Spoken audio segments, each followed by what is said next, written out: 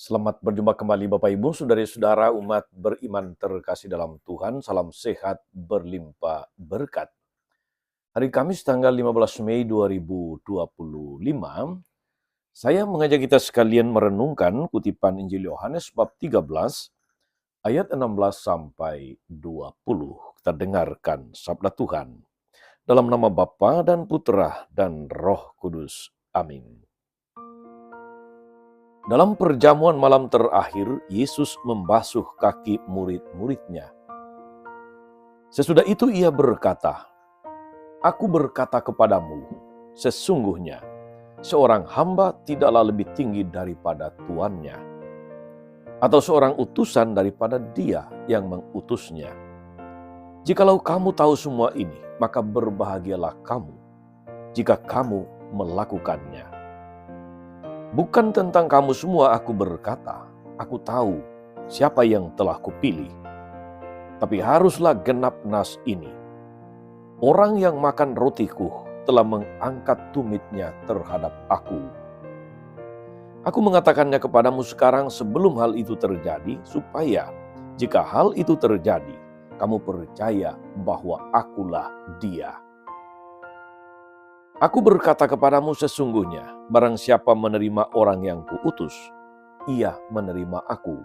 Dan barang siapa menerima aku, ia menerima dia yang mengutus aku." Demikianlah sabda Tuhan.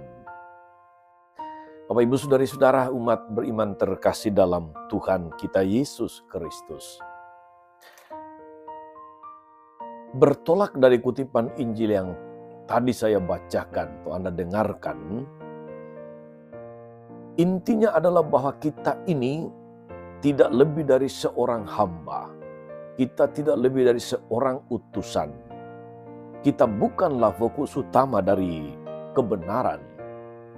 Kita ini bukanlah pusat dari kebaikan dan kebenaran iman. Artinya, jika kita mendapatkan perlakuan atau sikap seperti penolakan, perlawanan, ada pertentangan, pengusiran, hal-hal yang sebenarnya bukan pertama-tama tentang kita.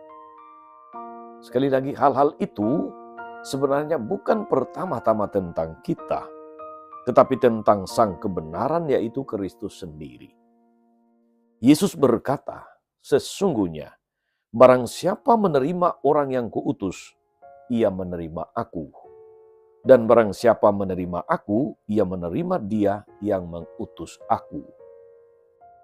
Lantas jika kita mengalami apa yang semestinya dialami oleh dia yang mengutus kita, bukankah kita saudara-saudari patut mengucap syukur karena kita dianggap layak untuk ambil bagian dalam seluruh dirinya?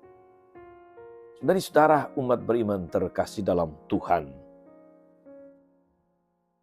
Dalam pengalaman, entah itu di paroki, di lingkungan, di basis, di stasi, entah itu sebagai imam, sebagai anggota dewan paroki, ketua wilayah atau ketua lingkungan, ketua basis, dewan stasi, dan sebagainya.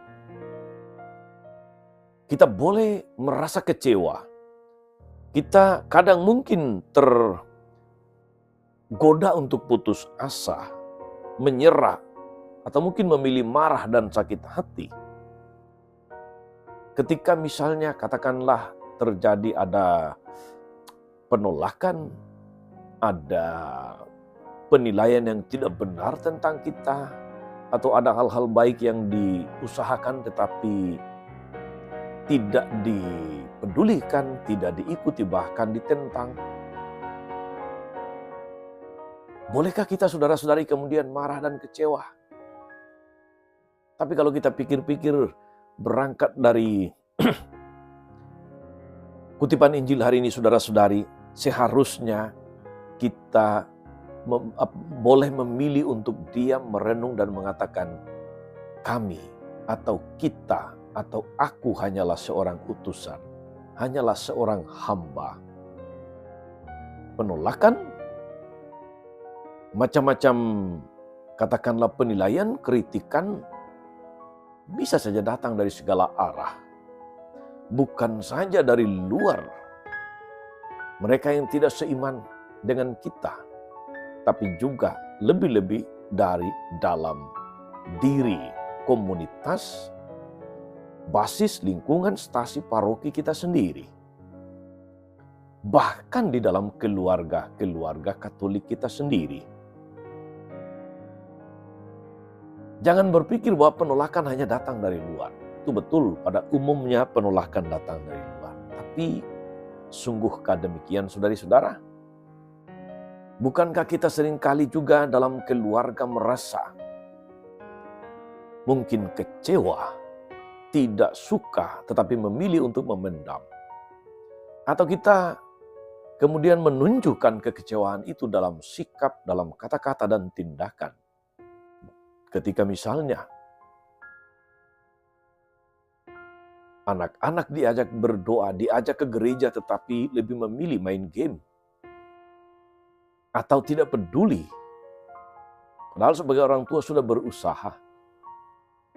Ketika misalnya suami malas-malasan ikut acara bersama di lingkungan, di basis, di gereja, atau istri yang tidak pernah mungkin, katakanlah, mengerti atau memahami tugas-tugas suami sebagai pengurus lingkungan, pengurus gereja. Penolakan-penolakan semacam itu bisa datang tidak dari jauh-jauh, tapi dari orang-orang terdekat. Itu mungkin terjadi. Tetapi kita dikuatkan oleh firman Tuhan hari ini, saudara-saudari, untuk belajar rendah hati.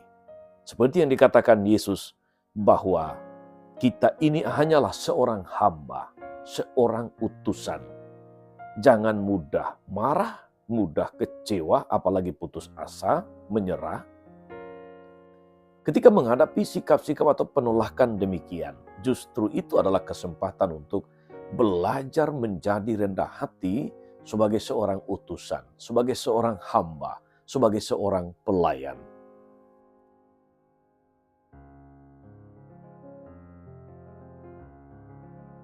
Kita adalah utusan, kita adalah hamba. Penderitaan seorang utusan itu juga adalah penderitaan tuannya. Penderitaan seorang hamba adalah beban yang juga harus dipanggul oleh tuannya. Maka, jika kita sebagai utusan dan hamba mengalami hal-hal semacam itu, semestinya dialami oleh Dia yang mengutus dan mempekerjakan kita. Maka itulah kebahagiaan. Seperti yang dikatakan Yesus, sesungguhnya seorang hamba tidak lebih tinggi dari tuannya. Seorang utusan daripada Dia yang mengutusnya. Jika kamu tahu semua ini, berbahagialah kamu jika kamu telah melakukannya. Saudara-saudari, moga-moga kita sadari tugas dan tanggung jawab kita sebagai para pengikut Kristus. Kita hanyalah hamba, bukan tuan. Kita hanyalah utusan dan bukan yang mengutus. Maka macam-macam tantangan, macam-macam penolakan, macam-macam kesulitan yang kita alami dalam tugas pelayanan sebagai hamba, sebagai utusan, haruslah menjadi bagian dari yang kita sadari sejak awal, kita terima dengan penuh kerendahan hati, dan terus belajar untuk menjadi pribadi-pribadi hamba-hamba yang lebih baik di hadapan Tuhan. Jangan bermimpi ketika kita menjadi utusan, menjadi hamba, segala sesuatu akan baik-baik saja atau lancar-lancar saja. Justru karena itu, Yesus mengingatkan para murid-Nya pada peristiwa penting, yaitu dalam perjamuan terakhir, untuk menekankan kepada mereka bahwa hal-hal macam begitu akan mereka alami. Tetapi berbahagialah mereka yang mengalaminya, karena hal itu sudah dikatakan oleh Yesus. Semoga kita, saudara-saudari, semakin diteguhkan, diinspirasi oleh firman Tuhan hari ini, untuk menjadi pribadi-pribadi yang menyadari siapa kita di hadapan Tuhan. Kita hanyalah hamba, kita hanyalah utusan. Maka Mari kita berusaha untuk rendah hati, menjalankan tugas-tugas pelayanan yang seringkali tidak miskin tantangan, tidak kurang-kurang macam-macam penolakan, macam-macam kesulitan. Berbahagialah kita yang boleh diikut sertakan Tuhan mengalami hal-hal yang demikian, karena Tuhan kita, Dia yang mengutus kita, telah lebih dahulu mengalaminya. Tuhan Yesus memberkati. Amin. Tuhan Yesus Kristus, kami bersyukur karena Engkau boleh mengingatkan, meneguhkan kami akan konsekuensi sebagai utusan, sebagai hamba. Semoga kami tetap teguh dalam iman, tetap kokoh dan bersemangat dalam pelayanan ketika kami mengalami macam-macam kesulitan, macam-macam penolakan, macam-macam tantangan maupun pertentangan.